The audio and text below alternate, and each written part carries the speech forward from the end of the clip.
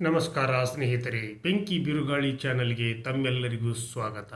ನಾನಿವತ್ತು ಮಾಡ್ತಿರ್ತಕ್ಕಂಥ ಸಂಚಿಕೆ ಭಾರತ ದೇಶವೇ ಇವತ್ತು ನಡೀತಿರ್ತಕ್ಕಂಥ ಬೆಳವಣಿಗೆಗಳ ಒಂದು ವಿಚಾರವಾಗಿ ದೇಶದಲ್ಲಿ ಏನೇನು ಆಗ್ತಾ ಇದೆ ಹಾಗೂ ಆ ಒಂದು ವಿಚಾರದಲ್ಲಿ ನಮ್ಮ ಕೇಂದ್ರ ಸರ್ಕಾರ ಯಾವ ರೀತಿ ಕ್ರಮಗಳನ್ನು ಕೈಗೊಳ್ತಾ ಇದೆ, ಜೊತೆಗೆ ಈ ಒಂದು ವಿಷಯದಲ್ಲಿ ಕೇಂದ್ರ ಸರ್ಕಾರ ಮೊದಲಿಗೆ ಯಾಕೋ ಏನೋ ಒಂದು ಸಲ ಒಂದು ಉದಾಸೀನ ಭಾವನೆಯನ್ನು ತಳೆಯಿತೇನೋ ಅನ್ನುವಂಥ ಭಾವನೆಗಳು ಕೂಡ ಸಾರ್ವತ್ರಿಕವಾಗಿ ಕೇಳಿ ಬರುವಂಥ ವಿಷಯವಾಗಿತ್ತು. ಆದರೆ ಈ ಒಂದು ಹೋರಾಟದ ಫಲವಾಗಿ ಇಡೀ ಭಾರತದ ಪ್ರತಿಯೊಬ್ಬ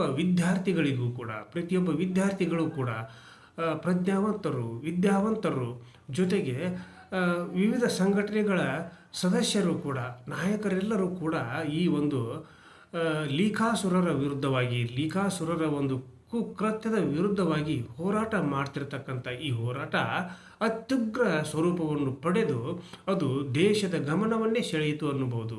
ಜೊತೆಗೆ ವಿಶ್ವದ ಗಮನವನ್ನು ಕೂಡ ಸೆಳೆದಿರತಕ್ಕಂಥ ಈ ಲೀಕಾಸುರರು ನೀಟ್ ಪ್ರಶ್ನೆ ಪತ್ರಿಕೆಗಳನ್ನು ಲೀಕ್ ಮಾಡಿ ಆ ಒಂದು ದಂಧೆಯಲ್ಲಿ ಅಕ್ರಮ ಹಣವನ್ನು ತಮ್ಮ ಒಂದು ಹೊಟ್ಟೆ ತುಂಬಿಸಿಕೊಳ್ಳಲಿಕ್ಕೆ ಬಳಸಿಕೊಂಡ್ರು ಅನ್ನುವಂಥ ಒಂದು ಗುರುತರ ಆಪಾದನೆಯೂ ಕೂಡ ಕೇಳಿ ಬರ್ತಾ ಇದೆ.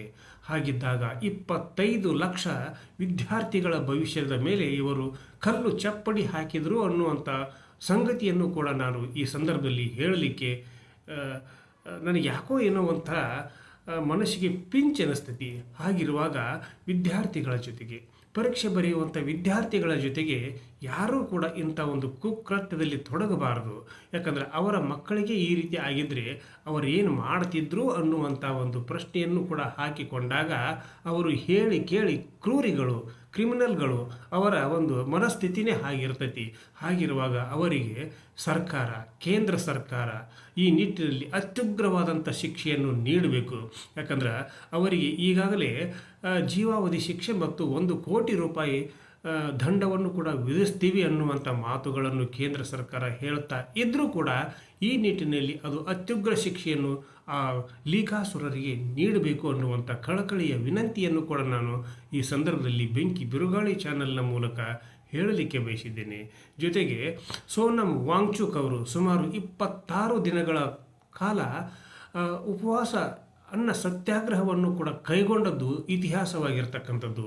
ಯಾಕಂದರೆ ನಮ್ಮ ರಾಷ್ಟ್ರದ ಸ್ವಾತಂತ್ರ್ಯಕ್ಕಾಗಿ ನಮ್ಮ ರಾಷ್ಟ್ರಪಿತ ಮಹಾತ್ಮ ಗಾಂಧೀಜಿಯವರು 21 ದಿನಗಳ ಸುದೀರ್ಘ ಉಪವಾಸ ಸತ್ಯಾಗ್ರಹವನ್ನು ಕೈಗೊಂಡಾಗ ಇಡೀ ದೇಶವೇ ಎದ್ದು ನಿಂತಿತ್ತು, ಬೆಚ್ಚಿ ನಿಂತಿತ್ತು. ಜೊತೆಗೆ ಅವರಿಗೆ ಎಲ್ಲರೂ ಕೂಡ ತಮ್ಮ ಒಂದು ಸಹಾನುಭೂತಿ ಹಾಗೂ ಬೆಂಬಲವನ್ನು ಕೂಡ ವ್ಯಕ್ತಪಡಿಸಿದ್ದು ಕೂಡ ಇತಿಹಾಸದಲ್ಲಿ ದಾಖಲಾಗಿದೆ. ಹಾಗಿರುವಾಗ ಅವರಿಗಿಂತಲೂ ಕೂಡ ಹೆಚ್ಚಿನ ಒಂದು ದಿನಗಳ ಕಾಲ ಉಪವಾಸ ಸತ್ಯಾಗ್ರಹವನ್ನು ಕೈಗೊಂಡಿರ್ತಕ್ಕಂಥ ಸೋನಮ್ ವಾಂಗ್ಚುಕ್ ಅವರ ಒಂದು ವಿದ್ಯಾರ್ಥಿಗಳ ಪರವಾಗಿ ಇರತಕ್ಕಂಥ ಗುಣವನ್ನು ನಾವು ಮೆಚ್ಚಲೇಬೇಕು, ಅಪ್ಪಿಕೊಳ್ಳಲೇಬೇಕು.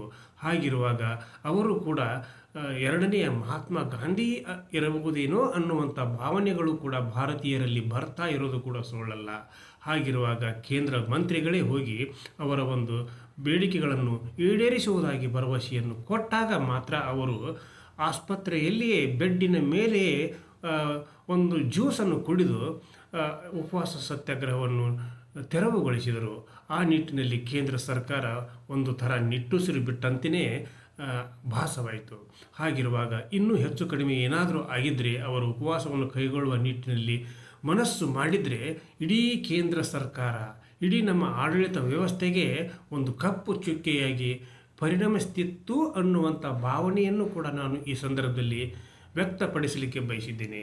ಯಾಕಂದರೆ ಯಾರು ಕೂಡ ಎಂಥವರೇ ಆದರೂ ಕೂಡ ಅಧಿಕಾರದಲ್ಲಿ ಇರ್ತಕ್ಕಂಥವರು ಮಂತ್ರಿಗಳು, ಪ್ರಧಾನಮಂತ್ರಿಗಳು, ಮುಖ್ಯಮಂತ್ರಿಗಳು ಯಾರೇ ಆಗಿರಲಿ ಅವರು ಜನರ ಕಟ್ಟೆ ಒಡೆಯುವುದನ್ನು ನೋಡ್ತಾ ಸುಮ್ಮನೆ ಕುಳಿತುಕೊಳ್ಳಬಾರದು. ಆ ಒಂದು ಪ್ರಯೋಗವನ್ನು ಮಾಡಿದರೆ ಆಗಬಾರದ ಅನಾಹುತಗಳು ಕೂಡ ರಾಷ್ಟ್ರದಲ್ಲಿ ಆಗುವಂಥ ಸಂಭವವೂ ಕೂಡ ಈಗ ಇದೆ. ಅದನ್ನು ತಡೆಗಟ್ಟಬೇಕಾದ ಸಮಯ ಭಾರತೀಯರಿಗೆ, ಭಾರತದ ಪ್ರಧಾನಮಂತ್ರಿಗಳಿಗೆ, ಭಾರತ ಸರ್ಕಾರಕ್ಕೆ ಈಗ ಅತಿ ಅವಶ್ಯಕವಾಗಿದೆ. ಹಾಗಿರುವಾಗ ಈ ಲೀಕಾಸುರರು ಯಾರೇ ಆಗಿರಲಿ, ಎಷ್ಟೇ ಪ್ರಭಾವಿಗಳೇ ಆಗಿರಲಿ, ಅವರನ್ನು ಹೆಡೆಮುರಿ ಕಟ್ಟಿ ಅವರಿಗೆ ಒಂದು ಥರ ಜೀವನದಲ್ಲಿ ಎಂದಿಗೂ ಕೂಡ ಯಾರೂ ಇಂಥ ಕೆಲಸ ಕಾರ್ಯಗಳಲ್ಲಿ ತೊಡಗಿಕೊಳ್ಳಬಾರದು ಅನ್ನುವಂಥ ಮುಟ್ಟಿ ನೋಡಿಕೊಳ್ಳುವಂಥ ಶಿಕ್ಷೆಯನ್ನು ನೀಡಬೇಕಾಗಿರ್ತಕ್ಕಂಥ ಕರ್ತವ್ಯ ಕೇಂದ್ರ ಸರ್ಕಾರದ ಮೇಲೆ ಇದೆ, ಪ್ರಧಾನಮಂತ್ರಿಗಳ ಮೇಲೆ ಇದೆ. ಯಾಕಂದರೆ ಪ್ರಧಾನಮಂತ್ರಿಗಳು, ನಮ್ಮ ಪ್ರಧಾನಮಂತ್ರಿಗಳನ್ನು ನಾವು ಯಾವ ಭಾವನೆಯಿಂದ ನೋಡ್ತಾ ಇದ್ದೇವೆ ಅನ್ನೋದು ಸಮಸ್ತ ನಾಡಿನ ಜನತೆಗೆ, ಇಡೀ ನಮ್ಮ ಭಾರತದಲ್ಲಿ ಇರತಕ್ಕಂಥ ಪ್ರತಿಯೊಂದು ರಾಜ್ಯದ ಜನತೆಗೆ ಗೊತ್ತು.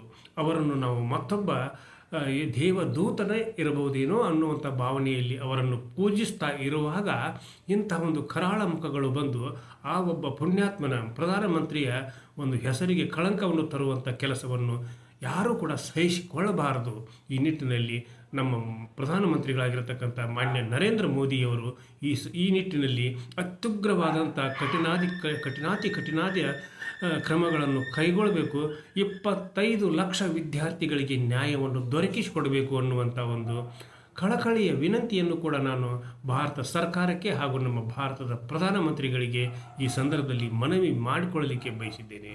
ಜೊತೆಗೆ ಈ ಹೋರಾಟದಲ್ಲಿ, ಈ ಪ್ರತಿಭಟನೆಗಳಲ್ಲಿ, ಈ ಒಂದು ಚಟುವಟಿಕೆಗಳಲ್ಲಿ ಬಹುತೇಕ ಎಲ್ಲರೂ ಕೂಡ ಹೇಳ್ತಾ ಇರೋದೇನಂತಂದರೆ, ಇಲ್ಲ ಇದು ವಿದೇಶಗಳಿಂದ ಹರಿದು ಬರ್ತಾ ಇರತಕ್ಕಂಥ ಫಂಡನ್ನು ಬಳಸಿಕೊಂಡು ವಿದೇಶದ ಶಕ್ತಿಗಳು ನಮ್ಮ ದೇಶವನ್ನು ಅಸ್ಥಿರಗೊಳಿಸಲಿಕ್ಕೆ ಈ ಸಂಚನ್ನು ಹೂಡಿದ್ದಾರೆ ಅನ್ನುವಂಥ ಅಪಪ್ರಚಾರವನ್ನು ಕೂಡ ಮಾಡಲಾಗ್ತಾ ಇದೆ.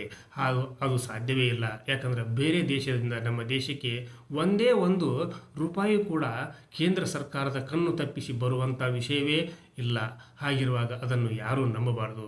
ಜೊತೆಗೆ ಕೇಂದ್ರ ಸರ್ಕಾರಕ್ಕೂ ಕೂಡ ತನ್ನದೇ ಆದಂಥ ಜವಾಬ್ದಾರಿಗಳಿವೆ. ಆ ಜವಾಬ್ದಾರಿಯಿಂದ ನುಣುಚಿಕೊಳ್ಳುವಂಥ ಕೆಲಸ ಕಾರ್ಯಗಳನ್ನು ಅದು ಕೂಡ ಮಾಡಬಾರ್ದು.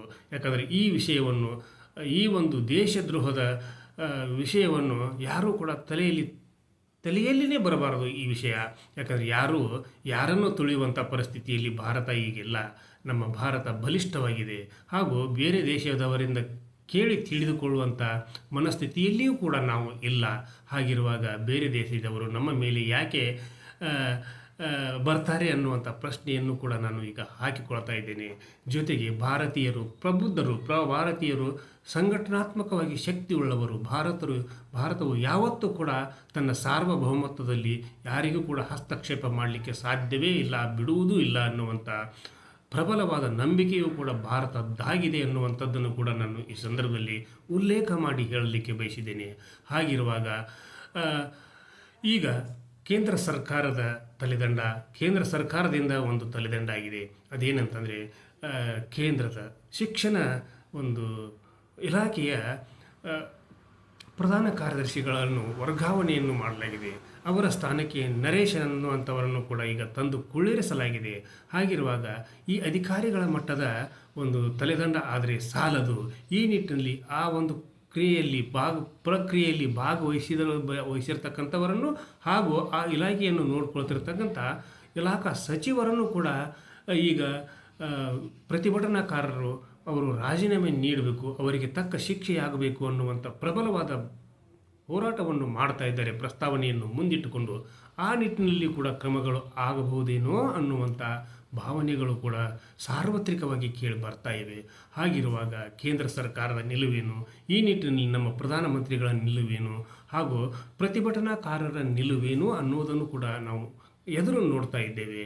ಜೊತೆಗೆ ಬಹುತೇಕ ವಿರೋಧ ಪಕ್ಷಗಳು ಕೂಡ, ಸಿನಿಮಾ ನಟರು ಕೂಡ ಹಾಗೂ ಪ್ರಬುದ್ಧರು ಕೂಡ, ಪ್ರಭಾವಿಗಳು ಕೂಡ ಈ ನಿಟ್ಟಿನಲ್ಲಿ ಹೋರಾಟದಲ್ಲಿ ಪಾಲ್ಗೊಂಡಿದ್ದಾರೆ. ಅವರ ಮನಸ್ಥಿತಿಯನ್ನು ಕೂಡ ಅರಿತುಕೊಳ್ಳಬೇಕಾಗಿರತಕ್ಕಂಥ ಒಂದು ವಿಚಾರ ಇದ್ದು. ಹಾಗಿರುವಾಗ ಇವರ ಹೋರಾಟಗಳು ಏನೇ ಇರಲಿ, ಇವರ ಹಾರಾಟಗಳು ಏನೇ ಇರಲಿ, ಅಖಂಡ ಭಾರತದಲ್ಲಿ ಯಾರಾದರೂ ಕೂಡ ಒಂದು ಏನೋ ಸುಟ್ಟುಕೊಳ್ತಾರಂತಲ್ಲ, ಅದನ್ನು ಸುಟ್ಟುಕೊಳ್ಳಲಿಕ್ಕೆ ಬಂದರೆ ಯಾರಿಗೂ ಕೂಡ ಅದನ್ನು ತಡೆದುಕೊಳ್ಳುವಂಥ ಶಕ್ತಿ ನಮ್ಮ ಭಾರತೀಯರಿಗೆ ಇಲ್ಲ. ಈ ನಿಟ್ಟಿನಲ್ಲಿ ವಿರೋಧಿಗಳು ಯಾವುದೇ ದೇಶದವರಾದರೂ ಕೂಡ ಅಥವಾ ಆಂತರಿಕವಾಗಿ ನಮ್ಮ ದೇಶದಲ್ಲೇ ಇರತಕ್ಕಂಥವರಾದರೂ ಕೂಡ ನಮ್ಮ ಭಾರತಕ್ಕೆ, ನಮ್ಮ ಭಾರತ ದೇಶಕ್ಕೆ ಆ ಶಕ್ತಿಗಳ ಹುಟ್ಟಡಗನ್ನು ಅಡಗಿಸುವಂಥ ಶಕ್ತಿ ಸಾಮರ್ಥ್ಯ ನಮ್ಮಲ್ಲಿ ಇದೆ ಅನ್ನೋದನ್ನು ಕೂಡ ನಾವು ಈಗ ತೋರಿಸಬೇಕಾಗಿರ್ತಕ್ಕಂಥ ಕಾಲ ಸನ್ನಿಹಿತವಾಗಿದೆ. ಹಾಗಿರುವಾಗ ಈ ನಿಟ್ಟಿನಲ್ಲಿ ಒಳ್ಳೆಯ ಒಂದು ಕ್ರಮಗಳನ್ನು ಭಾರತ ಸರ್ಕಾರ ಕೈಗೊಳ್ಳಬೇಕು. ತಪ್ಪಿತಸ್ಥರಿಗೆ ಸೂಕ್ತವಾದಂಥ ಕಠಿಣವಾದಂಥ ಶಿಕ್ಷೆಯನ್ನು ನೀಡಬೇಕಾಗಿರತಕ್ಕಂಥ ಕಾಲ ಈಗ ಪಕ್ವವಾಗಿದೆ. ಈ ನಿಟ್ಟಿನಲ್ಲಿ ನಮ್ಮ ಕೇಂದ್ರ ಸರ್ಕಾರ ಕೈಗೊಳ್ಳುತ್ತದೆ ಆ ಒಂದು ಕ್ರಮಗಳನ್ನು ಅನ್ನುವಂಥ ಭಾವನೆಯೂ ಕೂಡ ನಮ್ಮದಾಗಿದೆ. ಹಾಗಿದ್ದಾಗ ನಮ್ಮ ಭಾರತವನ್ನು ನಾವು ಭಾರತವನ್ನು ಪ್ರೀತಿಸುವವರು, ನಾವು ಭಾರತವನ್ನು ಅಪ್ಪಿಕೊಳ್ಳುವವರು, ನಾವು ಹೆಮ್ಮೆಯಿಂದ ನಾನು ಭಾರತೀಯ ಅನ್ನುವಂಥ ಒಂದು ಜಯಘೋಷವನ್ನು ಕೂಡ ಮೊಳಗಿಸುವಂಥ ಪ್ರತಿಯೊಬ್ಬ ಭಾರತೀಯರು ಕೂಡ ನಾವು ಈ ಒಂದು ಪ್ರತಿಭಟನೆಯಲ್ಲಿ ಪಾಲ್ಗೊಂಡಿರ್ತಕ್ಕಂಥವರಿಗೆ ಅಭಿನಂದನೆಗಳನ್ನು ಕೂಡ ಸಲ್ಲಿಸೋಣ. ಜೊತೆಗೆ ನಮ್ಮ ದೇಶದ ಪ್ರಧಾನಮಂತ್ರಿಗಳಿಗೂ ಕೂಡ ಅಭಿನಂದನೆಗಳನ್ನು ಸಲ್ಲಿಸೋಣ.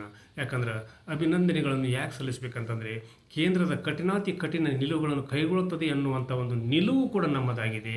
ಈ ಹೋರಾಟಕ್ಕೆ ಕೇಂದ್ರ ಸರ್ಕಾರವೇ ಕಣ್ ತೆರೆದು ನೋಡುವಂತೆ ಮಾಡಿದೆ ಈ ಹೋರಾಟದಲ್ಲಿ ಪಾಲ್ಗೊಂಡಿರ್ತಕ್ಕಂಥವರನ್ನು ಅನ್ನುವಂಥದ್ದನ್ನು ಕೂಡ ನಾವು ನೋಡಿದ್ದೇವೆ.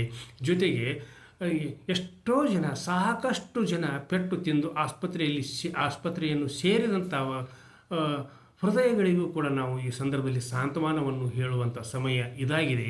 ಯಾರೂ ಕೂಡ ಕಾನೂನನ್ನು ಕೈಗೆತ್ತಿಕೊಳ್ಳಬಾರ್ದು. ಯಾರೂ ಕೂಡ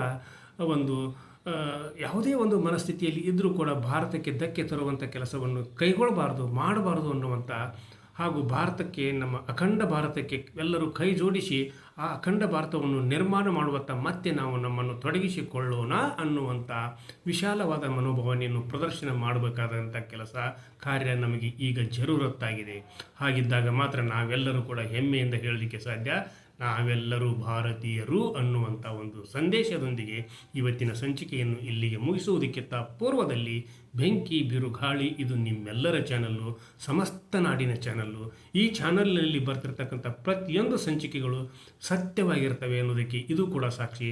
ಆದ್ದರಿಂದ ಈ ಸಂಚಿಕೆಗೆ ಸಬ್ಸ್ಕ್ರೈಬ್ ಆಗದೇ ಇರತಕ್ಕಂಥವರು ಪ್ರತಿಯೊಬ್ಬರು ಕೂಡ ಸಬ್ಸ್ಕ್ರೈಬ್ ಮಾಡಿರಿ, ಶೇರ್ ಮಾಡಿರಿ, ಲೈಕ್ ಮಾಡಿರಿ, ಕಮೆಂಟನ್ನು ಮಾಡಿರಿ. ಈ ಸಂಚಿಕೆಯನ್ನು ನಾಡಿನಾದ್ಯಂತ, ದೇಶದಾದ್ಯಂತ ತಲುಪಿಸುವಂಥ ಒಂದು ಪುಣ್ಯದ ಕೆಲಸವನ್ನು ಮಾಡ್ತೀರಾ ಅನ್ನುವಂಥ ನಂಬಿಕೆಯೊಂದಿಗೆ ನಾಳೆ ಭೇಟಿಯಾಗೋಣ. ಅಲ್ಲಿವರೆಗೂ ನನ್ನ ನಮಸ್ಕಾರ.